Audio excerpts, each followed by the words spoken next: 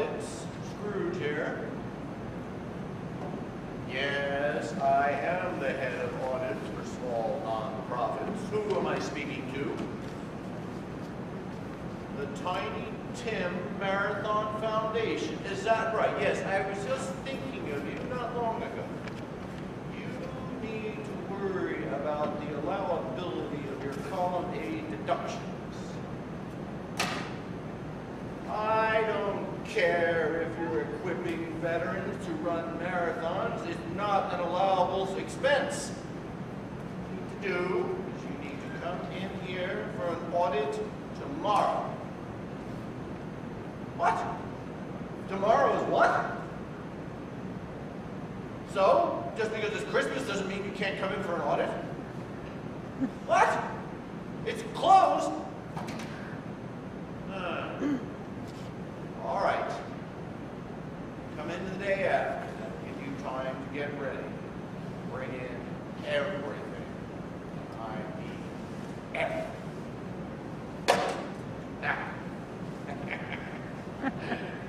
All right, where is that file?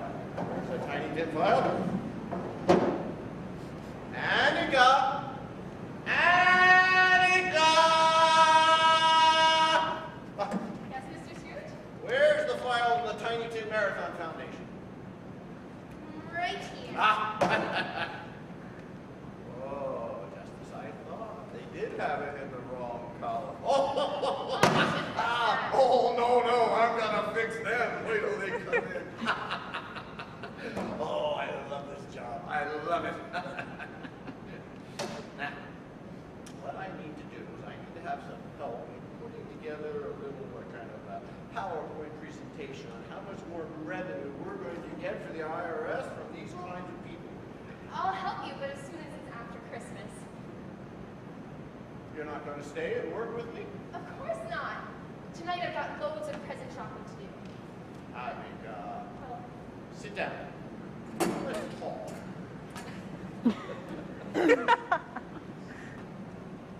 You understand that being an intern for the IRS, you need to work hard if you want to get ahead.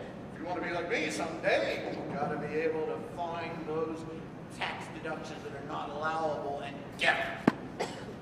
I have to do Christmas shopping. Mr. Scrooge, I did get you something. You got me a present. Uh-huh. Well, I must say, that's quite unusual.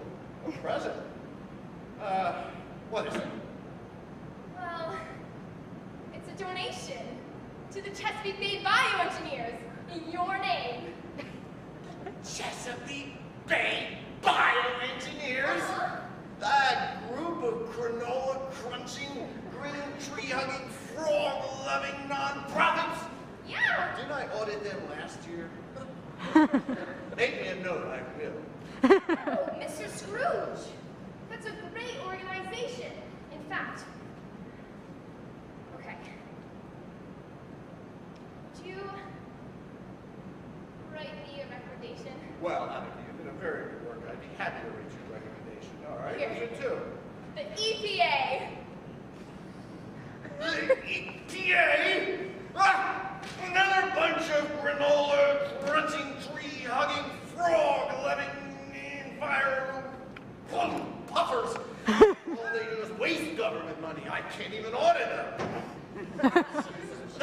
Listen to me. Look at this. You know what this is? Cents? No, this is real money. This is solid money. And whose picture is that on that dollar?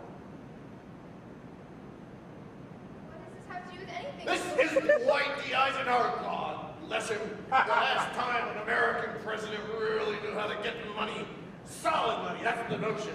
We can't be wasting money with Chesapeake Bay engineers and EPA. You know what you need, Mr. Scrooge? You need to go with me on a night on the town. We could go to the Chesapeake Bay bioengineers cleanup hoedown. I think you need to sit down again and listen to me. Now, what do you see out the window? My bike. Your bike. A wonderful example of technology that was perfect for the 19th century. What do you see next to it?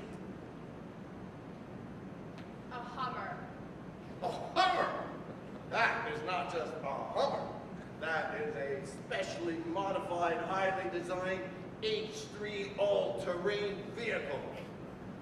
Whose do you think it is?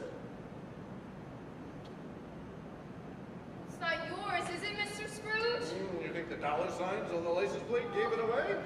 No, that's mine, all right. That Hummer is perfectly high up it sits.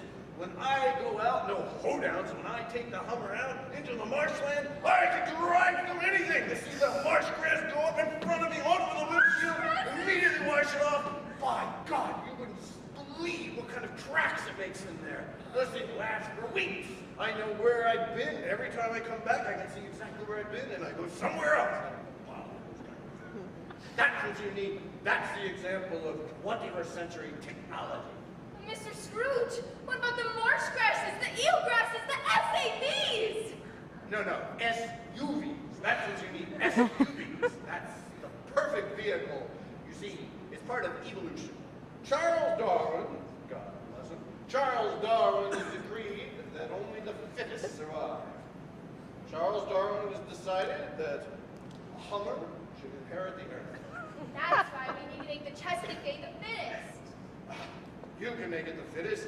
I don't bother. The thing is, take yourself out of the environmental loop like I do. Stay in the office Monday through Friday. You don't have to worry about getting cancer from sunlight. I paved over my lawn at home so I don't have to worry about mowing it. I sleep on the desk. I save money for a hotel. Perfect way to have a light footprint on the earth, see?